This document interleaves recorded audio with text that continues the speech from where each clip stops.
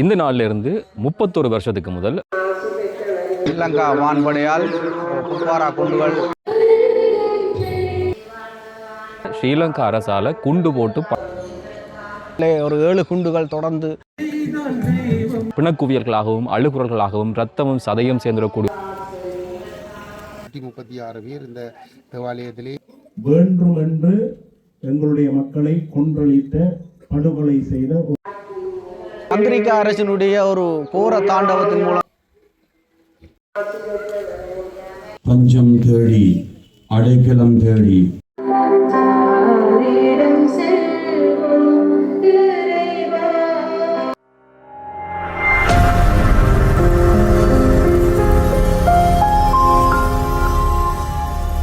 Navali Saint Peter's தேவாலயம். இந்த இடம் என்பது தமிழர்களால் அவ்வளவு இலகுவில் மறக்கப்படக்கூடிய ஒரு இடம் கிடையாது. ஏனென்று சொன்னால் இன்றிலிருந்து இந்த நாளிலிருந்து 31 வருஷத்துக்கு முதல் 136க்கும் மேற்பட்டிருக்கக்கூடியவர்கள் இந்த இடத்துல ஸ்ரீலங்கா அரசால் குண்டு போட்டு படுகொலை செய்யப்பட்டிருக்கக்கூடிய சோகமான விடயம் பதிவு செய்யப்பட்டிருந்தது. 95 இடம்பெயர்வு எல்லாருக்குமே தெரியும். அந்த காலகட்டத்தில் இடம்பெற்றிருக்கக்கூடிய துன்பியலான சம்பவம். கன பேர் ஒவ்வொரு இடங்களுக்கும் தஞ்சம் புகுந்தர் அது இங்கே இருந்து மாறி மாறி ஒவ்வொரு இடத்துக்கும் போவினோம். அப்படி போகக்கூடிய வழியில் இடைத்தங்களாக இங்கே தங்கியிருக்கக்கூடியவர்கள் மீது இங்கே பொதுமக்கள் தான் இருக்கணும் என்று தெரிஞ்சதுக்கு பிறகும் இந்த இடத்தின் மீது இன்றைக்கு தேவாலயம் இப்படி இருந்தாலும் கூட 31 வருஷத்துக்கு முதல் இந்த இடமெல்லாம் பிணக்குவியல்களாகவும் அழுகுறல்களாகவும் ரத்தமும் சதையும் சேர்ந்துடக்கூடிய ஒரு பகுதியாகவும் தான் இருந்தது. அப்பா இப்பையும் சொல்லுவார், இங்கே சத்தம் கேட்டது நாங்கள் மாணிப்பாளதான் பக்கத்தில் அவ்வளோ பெரிய அதிர்வொண்ட உணரக்கூடியதாக இருந்தது. ஒவ்வொரு இடத்திலும் இனப்படுகொலை எப்படியெல்லாம் நிகழ்த்தப்பட்டதுக்கு இதுதான் மிகச்சிறந்த சான்றாக இருக்கிறது.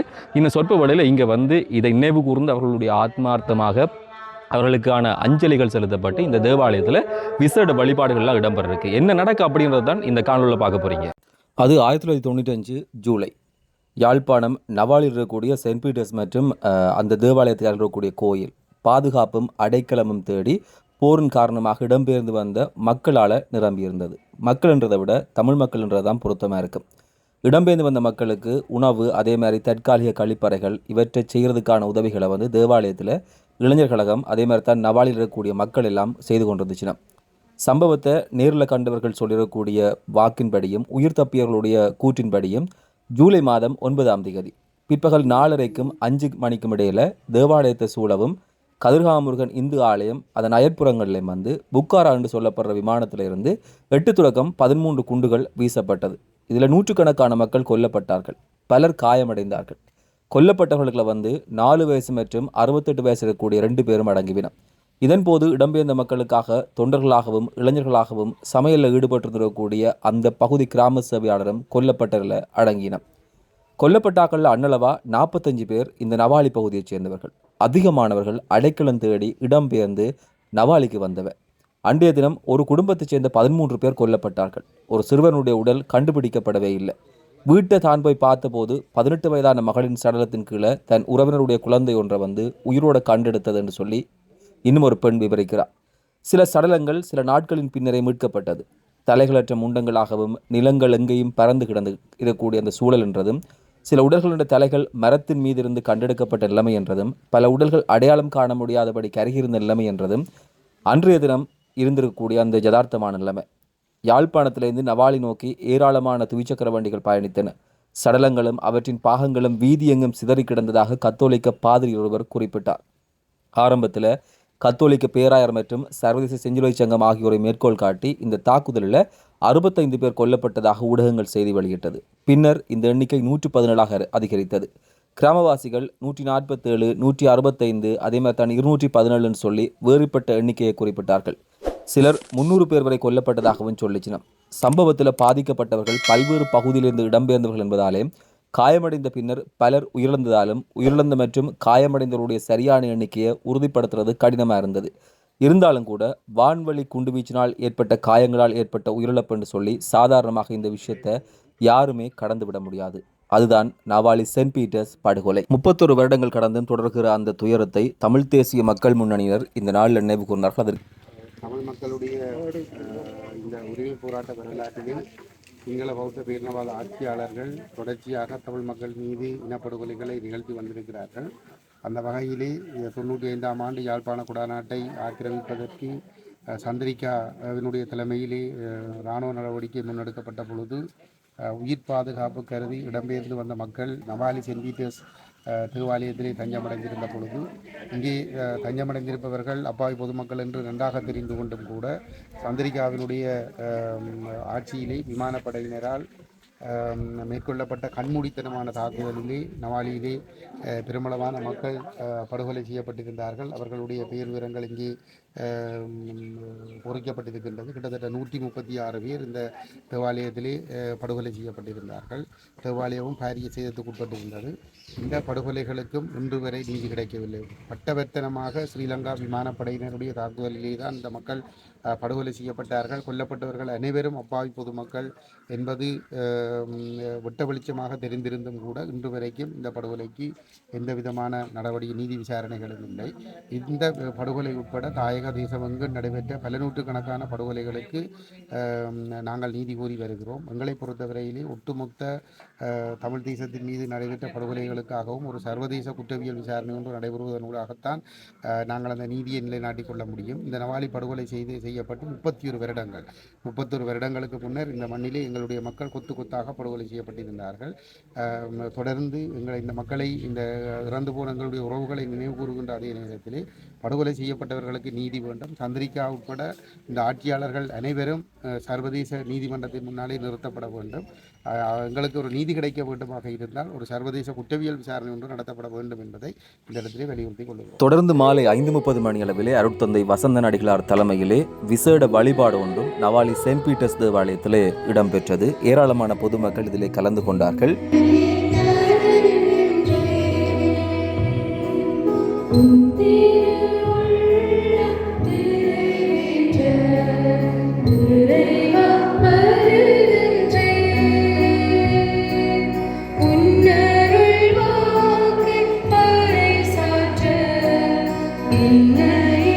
சென்ட் பீட்டர்ஸ் படுகொலை என்றது எனக்கு 15 வயசில் இருக்கும்போது ஸ்ரீலங்கா வான்படையால் குப்பாரா குண்டுகள் இந்த சேர்ச்சின் மேல் வீசப்பட்டு 135க்கும் அதிகமான மக்களை பலி கொண்ட ஒரு சிங்கள அரசின் இனப்படுகொலை நாள். அது கடந்த 31 வருடங்கள் கடந்தும் நமது மரங்களில் மாறாத ரணங்களாய் இன்று 31வது ஆண்டு நினைவு தினம் அனுஷ்டித்து கொண்டிருக்கிறோம். இதில் சிங்கள இனவாதிகள் தமிழர் மீது இனப்படுகொலையினை எவ்வாறு செயற்படுத்துகிறாரோ அதன் வழியிலே 31 வருடங்களுக்கு முன்பாக வான்படையின் மூலம் நமது வலிகாம பகுதியிலிருந்து வெளியேறிக் கொண்ட மக்களை இங்கே இந்த தேவாலயத்திலே தங்கி ஆறுதல் படுத்தி அவர்கள் உணவு அருந்துகின்ற வேளையிலே அதை உணவு சமைத்து கொண்டிருந்தவர்களும் குண்டு வீச்சின் மூலம் பலியாகினார்கள். அந்த தொடர் இந்த இனவாத அரசின் அடக்குமுறைகளை எதிர்த்து நாங்கள் போராடுவோம்.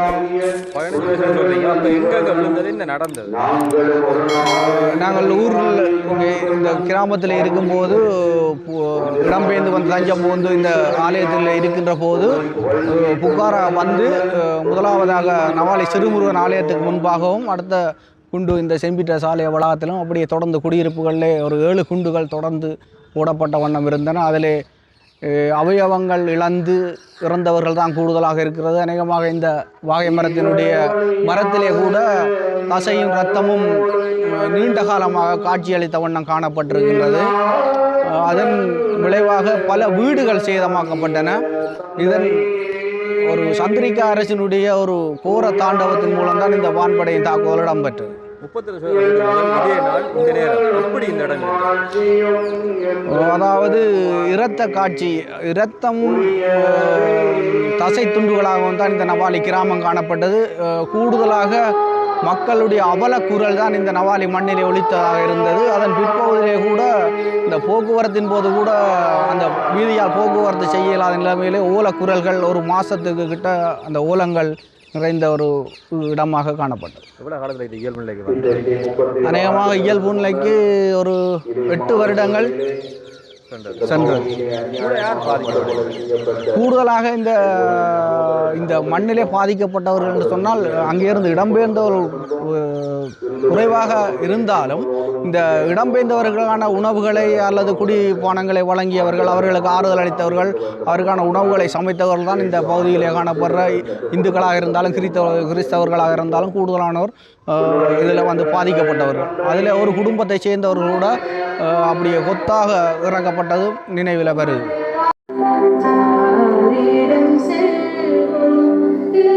இந்த வழிபாடுகள்லாம் முடிந்ததுக்கு பிறகு இந்த தேவாலயத்துக்கு பக்கத்திலே உயிரிழந்தவர்களுடைய நினைவாக அவர்களுடைய பெயர்கள் பொறிக்கப்பட்ட நினைவு தூவி இருக்குது.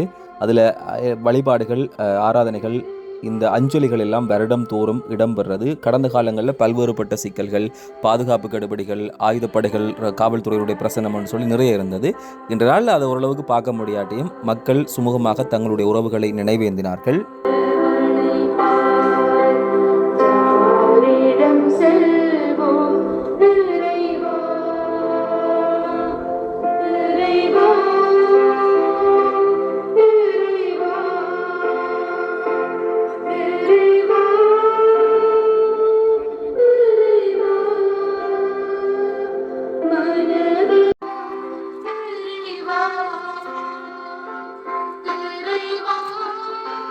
தோடும் பாரமான பலிகளோடும் கண்ணீர் சொரிந்த விழிகளோடும்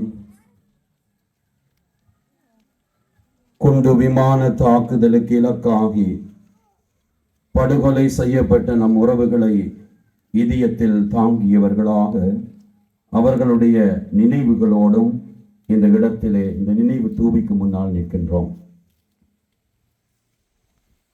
கடந்து வந்த இந்த 31 ஆண்டுகளை நினைவு போட்டு பார்க்கிற பொழுது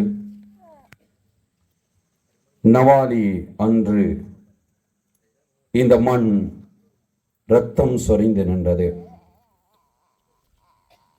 மரங்களுக்குள்ளே சிதைக்கப்பட்ட தசைகள் தொங்கி நின்றன. உறுப்புகள் ஆங்காங்கே உடைக்கப்பட்டு சொரிந்து போன ஆலயத்தின் சுவர்களுக்குள் புதைந்து கிடந்தது. பக்கம் பக்கங்களில் இருந்தவர்கள் கதறி அழுது கொண்டிருந்தார்கள். யார் இறந்து விட்டார்கள் என்று அன்றைய நாளிலே தெரியவில்லை. தொடர்ந்த நாட்களிலும் யாரை இழந்தோம் என்று தேடிக்கொண்டிருந்தார்கள். அப்படியான ஒரு நேரத்தில் தான் எங்களுடைய இந்த மண் இந்த மக்களை பலி எடுத்தது.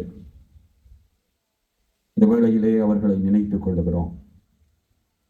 அவர்களோடு நம்முடைய தேசம் சிறப்பாக முள்ளி வாய்க்கால் மண் பலி எடுத்தவர்களையும் நினைத்துக் கொள்ளுகிறோம்.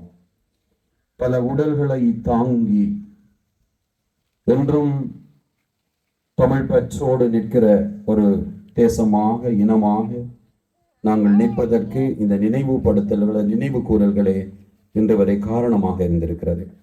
எனவே இந்த வேளையிலே இறந்து போனவர்கள் எங்களுக்கு அறிமுகமான உறவினர்களாக, பெற்றோராக, பிள்ளைகளாக, சகோதரங்களாக, கணவன் மனைவியாக இருக்கிறார்கள். அவர்களை எண்ணி ஒரு நிமிடம் மௌன அஞ்சலி செய்வோம். உறவுகளை இழந்தவர்கள் ஒன்று சேர்ந்து என்னோடு வந்து இந்த அருட்தந்தையர்களோடு சேர்ந்து இந்த பொதுச்சுடரை ஏற்றிக் கொள்ளுமாறு உங்களை அன்போடு அழைக்கிறேன்.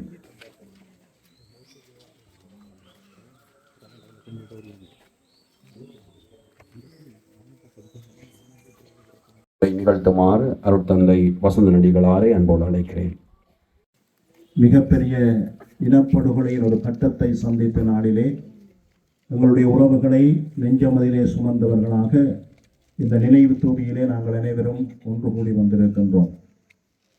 அன்பான உறவுகளே, முருகனையும் பேதுருவானவரையும் பவுலையும் ஆண்டவரையும் நம்பி பலிகாம இடப்பெயர்விலே இடம்பெயர்ந்து வந்த மக்கள் கையிலே கிடைத்ததை கொண்டு ஓடி வந்து உயிர் தஞ்சம் கோரி நவாலியூரிலே தஞ்சம் புகுந்தார்கள்.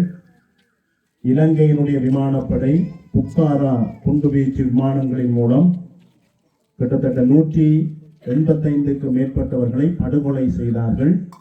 இது எங்களுடைய தமிழர் தாயக பிரதேசத்திலே கட்டம் கட்டமாக நடந்தேறிய இனப்படுகொலைகளில் இதுவும் ஒன்றாக அமைந்திருக்கின்றது. இடம்பெயர்ந்து வந்த மக்கள் தஞ்சம் கோரியிருக்கின்றார்கள் என்பது ஸ்ரீலங்கா அரச படைகளுக்கு, ஸ்ரீலங்கா அரசாங்கத்துக்கு தெரியும். அவர்களுடைய முக்கியமான நோக்கம் தமிழர்களை கொன்றளிப்பது. அதில் எந்த விதமான மாற்று கருத்துக்குமே இடமில்லை. அந்த நேரத்திலே ஜனாதிபதியாக இருந்த சந்திரிகா அம்மையார் கூட நவாலி படுகொலையை குறித்து அது ஒரு தற்செயலாக நடைபெற்ற செயல் என்று ஒரு இடத்திலே பதிவு செய்திருக்கின்றார். இது தற்செயலாக நடைபெற்ற செயல் அல்ல, வேண்டுமென்று எங்களுடைய மக்களை கொன்றளித்த, படுகொலை செய்த ஒரு நிகழ்வு. 30ஆம் ஆண்டு நவாலி படுகொலை 30ஆம் ஆண்டு நினைவிலே மனித உரிமை செயற்பாட்டாளர் முக்கி பெர்னாண்டோ அவர்கள் ஒரு கட்டுரை எழுதியிருந்தார். அதிலே அவர் பதிவிடுகின்றார், உயிர்ப்பு ஞாயிறு தாக்குதலை நாங்கள் தமிழர்களாக வன்மையாக கண்டிக்கிறோம். அந்த பாதிக்கப்பட்ட மக்களுக்கு தீர்வு கிடைக்க வேண்டும் என்பது எங்களுடைய ஏகோபித்த முடிவு. அதே போல ஒரு சம்பவம் தான் 95ஆம் ஆண்டு இந்த நவாலியிலே முருகன் கோயிலும் பேதுருவானவர் பவுல் கோயிலும் நடந்தேறி இருக்கின்றது. ஆனால் எங்களுக்கான உரிமை இன்று வரை கிடைக்கவில்லை. பாதிக்கப்பட்ட மக்களுக்கான எந்தவித இழப்பீடுகளும் கொடுக்கப்படவில்லை. இன்றும் குற்றவாளிகள் தண்டிக்கப்படவில்லை. காரணம், நாங்கள் தமிழர்கள். இந்த காலப்பகுதியிலே எங்களுடைய ஓய்வு பெற்ற ஆயர் தோமஸ் சௌந்தரநாயகம் ஆண்டை அவர்கள் சந்திரிகாவுக்கு கடிதம் எழுதுகின்றார். வணக்கசனங்களிலே பாடசாலைகள் மீது, பொதுமக்கள் மீது இப்படியான விளைச்சத்தனமான தாக்குதலை செய்ய வேண்டாம் என்று. அந்த நேரத்திலே தெற்கை சேர்ந்த எந்த ஆயர்களோ குருக்களோ அநேகமானவர்கள் எங்களுக்காக குரல் கொடுக்கவில்லை. எனவே வரலாற்றிலே நாங்கள் தனித்து விடப்பட்ட ஒரு இனமாக, இன்றும் விடுதலைக்காக வேண்டி நிற்கின்ற இனமாக இருந்து கொண்டிருக்கிறோம். இந்த யாழ்ப்பாணத்திலே எங்களுடைய காணிகள் ஆயிரக்கணக்கான ஏக்கர்கள் இராணுவத்தினுடைய கட்டுப்பாட்டிலே இருந்து கொண்டிருக்கின்றன. எங்களுடைய மக்களுடைய விவசாய காணிகளிலே இராணுவத்தினர்கள் விவசாயம் செய்கின்றார்கள். தற்போதைய அரசாங்கம் ஆட்சிக்கு வருவதற்கு முன்னர் சொன்னார்கள், பயங்கரவாத தடை சட்டத்தை நீக்குவோம் என்று.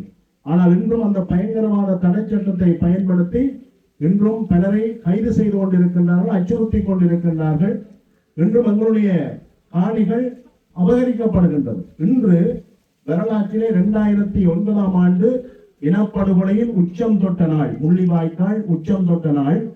இன்று கட்டமைக்கப்பட்ட வகையிலே இனப்படுகொலை நடந்தேறிக்கொண்டிருக்கின்றது அரச திணைக்களங்களினூடாக. அண்மையிலே எங்களுடைய பகுதியைச் சேர்ந்த ஒரு நாடாளுமன்ற உறுப்பினர், அவர் இப்பொழுது அரசாங்கத்தை பிரதிநிதித்துவப்படுத்துவது, அவர் சொன்னார், தொல்லியல் திணைக்களம் எந்த விதமான இந்த காணி அபகரிப்புகளையும் செய்யவில்லை. அப்பட்டமான பொய்.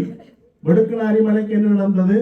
எங்களுடைய சைவ பாரம்பரிய இந்து கோயில்கள் இன்று புத்த கோயில்களாக மாற்றப்பட்டு கொண்டிருக்கின்றது. இன்று எங்களுடைய பிரதேசங்கள் அரச திணைக்களங்களினூடாக கபலீகரம் செய்யப்பட்டு கொண்டிருக்கின்றது. இன்று கூட நான் காலையிலே மருதங்களியாலே வருகின்ற பொழுது, மருதங்களி எங்களுடைய மக்களுடைய காணிகள் இராணுவ முகாமுக்காக அளவிட செய்யப்பட்டிருந்த பொழுது அங்கே போராட்டம் நடக்கின்றது. எனவே இன்றும் நாங்கள் போராடி கொண்டிருக்கின்றோம், வாழ்வியலுக்காக போராடி கொண்டிருக்கிறோம். இன்றும் எங்களுடைய நவாலியிலே கொன்றளிக்கப்பட்ட மக்களுக்கான எந்த தீர்வும் கிடைக்கவில்லை.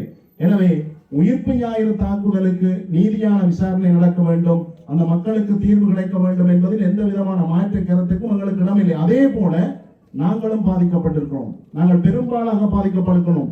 எனவே இலங்கையிலே ஒரு உண்மையான ஒரு ஆட்சி நிலவ வேண்டுமாக இருந்தால் இனப்படுகொலைக்கு சர்வதேச நீதி விசாரணை வேண்டும். ஏனென்றால் எங்களுடைய மக்கள் இனப்படுகொலை செய்யப்பட்டார்கள் என்பது வரலாற்றிலே உண்மையான நிகழ்வு. அதே போலதான் வரலாற்றிலே கட்டம் கட்டமாக நிகழ்த்தப்பட்ட இனப்படுகொலையில் ஒரு கட்டம்தான் இந்த நவாலி இனப்படுகொலை. இன்றும் எங்களுடைய உறவுகள் இருக்கின்றார்கள், அவர்கள் இன்றும் வேதனைகளோடு இருக்கின்றார்கள், அவர்கள் உடல்களிலே காயங்களோடு இருக்கின்றார்கள், மனதிலே காயங்களோடு இருக்கின்றார்கள். எனவே இவற்றையெல்லாம் நாங்கள் கடந்து போக முடியாது. கடந்ததை மறந்துவிட்டு வாருங்கள் நல்லிணக்கமாக வாழுவோம் என்று சொல்வதிலே எந்த விதமான பிரயோசனமும் இல்லை. நடந்தவைகளை ஏற்றுக்கொள்ள வேண்டும். தமிழ் மக்களுக்கு அநியாயம் இழைக்கப்பட்டது, இனப்படுகொலை நடத்தப்பட்டது. இந்த இனப்படுகொலைக்கு சர்வதேச நீதி விசாரணை கொடுக்கப்பட வேண்டும். அதிலே உண்மைகள் கண்டறியப்பட வேண்டும். பாதிக்கப்பட்டவர்களுக்கான நிவாரணம் வழங்கப்பட வேண்டும். தமிழர்களுடைய சுயாட்சி அங்கீகரிக்கப்பட வேண்டும். வடக்கு கிழக்கு தமிழர்களுடைய தாயக பூமி என்பதை அங்கீகரிக்க வேண்டும். அப்பொழுதுதான் இலங்கை தீவிலே ஒரு உண்மையான ஒரு சகோதரத்துவமான ஒரு ஆட்சியை நாங்கள் கட்டி அமைத்துக் கொள்ள முடியும். அங்கேதான் பொருளாதாரம் வளர்ச்சியடையும். அங்கேதான் எல்லா மக்களும் சுதந்திரமாகவும் சுபீட்சமாகவும் வாழக்கூடிய ஏதுவான சூழ்நிலைகள் ஏற்படுத்தப்படும். எனவே அன்பான உறவுகளை, இப்படியான நினைவேந்தல்களில் நாங்கள் ஒன்று கூடுகின்ற பொழுது நாங்கள் தேசமாக ஒன்று திரண்டு வர வேண்டும். எல்லாம் முடிந்து விட்டது என்ற அல்ல. இன்று பாதிக்கப்பட்ட மக்களோடு நாங்கள் தோள் கொடுக்க வேண்டும். இன்று தையிட்டி மண்ணுக்காக அந்த மக்கள் போராடி கொண்டிருக்கின்றார்கள். மயிலிட்டி ஊரலி மக்கள் சொந்த வீடுகளிலே போய் குடியிருக்க முடியாமல் இன்று போராட்டம் நடத்தி கொண்டிருக்கின்றார்கள். வடக்கு வவுனியா வடக்கிலே கிபுலோயா திட்டத்திலே பல ஆயிரக்கணக்கான விவசாய நிலங்கள் கபலீகரம் செய்யப்பட இருக்கின்றது. இப்படி திரைமறைவிலே எங்களுக்கான சதி வேலைகள் பின்னப்பட்டுக் கொண்டே இருக்கின்றது. எனவே இளைஞர்கள், பாடசாலை மாணவர்கள், நாங்கள் இவற்றை அறிந்து கொள்ள வேண்டும். நாங்கள் ஏதோ ஒரு மாயைக்குள்ளே வாழ்ந்து விட முடியாது. எனவே இந்த மாயையை உருவாக்குவதற்காகத்தான் வடக்கு கிழக்கிலே இந்த போதைப் பொருள் கலாச்சாரம் கொண்டு வரப்பட்டது. இந்த போதைப் பொருட்களை கொண்டு வந்தவர்கள் யார்? 2009க்கு முன்னர் எங்களுடைய வடக்கு கிழக்கு பிரதேசங்களிலே போதைப் பொருள் இருந்ததா? எங்களுடைய இளைஞர்கள் யுவதிகள் எப்படி வாழ்ந்தார்கள்? எப்படி ஒழுக்க சீலர்களாக இருந்தார்கள்? எல்லாம் மாறி போய்விட்டது. எனவே இந்த உறவுகளை நாங்கள் இழந்து தவிக்கின்ற இந்த நேரத்திலே இந்த உறவுகளுடைய தியாகம் எங்களுக்கு வலுவை தர வேண்டும், எங்களுக்கு சக்தியை தர வேண்டும், ஒரு விடுதலைக்கான ஒரு பேர் ஆவலை எங்களுக்கு தர வேண்டும். அப்பொழுதுதான் இந்த உறவுகள் சிந்திய ரத்தத்திலே, இந்த உறவுகளை பலி கொடுத்த அந்த தியாகத்திலே எங்களுக்கு ஒரு வாழ்வின் சக்தி கிடைக்கும். எங்களுடைய எதிர்கால தலைமுறையினர் நிம்மதியோடு சுதந்திரமாக சுபீட்சத்தோடு வாழக்கூடிய ஏதுவான சூழ்நிலைகளை நாங்கள் ஏற்படுத்த முடியும். எனவே அன்பான உறவுகளை, நாங்கள் எங்களை சூழ நடந்து கொண்டிருக்கின்ற விடயங்களை ஆழமாக சிந்தித்து பார்க்க வேண்டும். இன்று வட மாகாணம் கல்வியிலே பின்னோக்கி இருக்கின்றது. நவாலியூர் கல்வியிலே சுரந்து விளங்கிய ஒரு மண், பல புலவர்களை கண்ட மண். இன்று ஏன் எங்களுடைய கல்வியிலே பின்னோக்கி நிற்கின்றோம்? காரணம், நாங்கள் இனமாக சிந்திப்பதில்லை. இதெல்லாம் மழுங்கடிக்கப்படுகின்றது. எனவே பிள்ளைகள், இதெல்லாம் உங்களுக்கு ஒரு உத்வேகத்தை தர வேண்டும். நீங்கள் நன்றாக படிக்க வேண்டும், வரலாறுகளை படிக்க வேண்டும், நீங்கள் வாழ்விலை முன்னுக்கு வர வேண்டும். தேசத்தினுடைய நீங்கள் எதிர்கால சிற்பிகள், அதை மறந்து போகக்கூடாது. இளைஞர் சமுதாயம் இந்த நினைவேந்தல்களை நீங்கள் அடுத்த சந்ததிகளுக்கு கொண்டு செல்ல வேண்டும். வெறுமனவிலே நினைவேந்தல்களோடு மட்டும் நின்று விடாமல் நாங்கள் தேசமாக அணிதிரண்டு எங்களுடைய உண்மையான விடுதலைக்காக, எங்களுடைய உண்மையான இறைமைக்காக நாங்கள் உழைக்க வேண்டிய காலத்தின் கட்டாயத்திலே இருக்கின்றோம். எனவே இந்த வேளையிலே, இந்த நவாலியிலே இனப்படுகொலை செய்யப்பட்ட அந்த உறவுகள் எங்களுக்கு அந்த தென்பை தருவார்கள். எல்லாம் வெல்ல இறைவன் வரலாற்றிலே எங்களோடு கூட இருக்கின்றார். நிச்சயமாக எங்களுடைய இந்த தியாகங்களுக்கு, எங்களுடைய அநியாயமாக நாங்கள் பலி கொடுத்த ஒவ்வொரு உயிர்களுக்குமான தீர்வு எங்களுக்கு வரலாற்றிலே நிச்சயமாக கிடைக்கும். நாங்கள் தேசமாக நிமிர்வோம் என்று இந்த உறவுகளை நினைவு கூறுகின்ற இந்த வலி சுமந்த நாளிலே நாங்கள் அனைவரும் உறுதி பூண்டு கொண்டவர்களாக உண்மையான சுதந்திரத்துக்காக, விடுதலைக்காக நாங்கள் கரம் கோர்த்து பயணிப்போம். இறைவன் தாமே இந்த உறவுகளுக்கு நித்திய இளைப்பாற்றியை கொடுக்க வேண்டும் என்று பிரார்த்தித்து விடைபெறுகின்றேன்.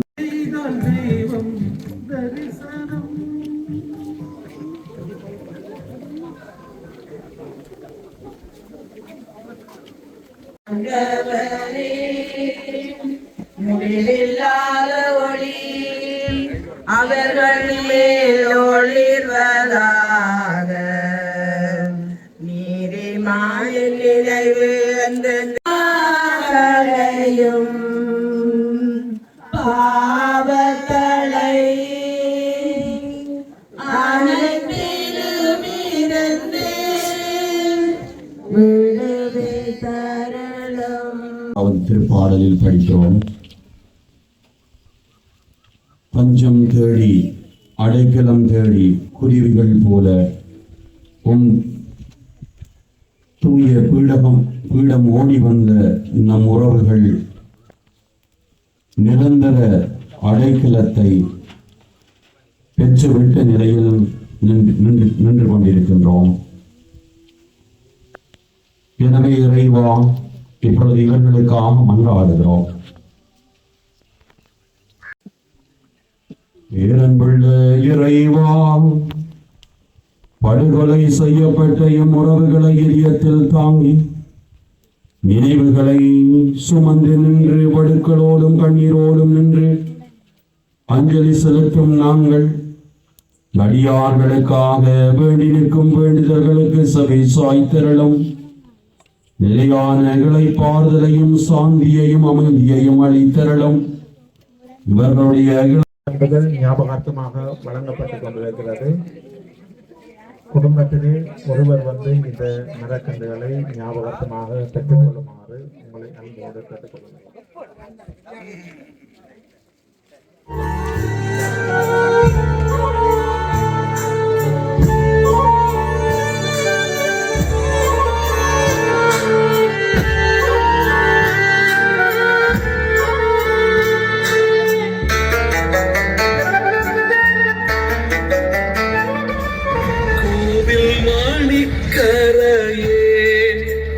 கொஞ்சம் நீரம் கொள், சாவில் மலர்ந்த பூவே, இனியும் வாசம் செய். கோவில் மாணிக்கரையே, கொஞ்சம் நீரம் கொள், சாவில் மலர்ந்த பூவே, இனியும் வாசம் செய்.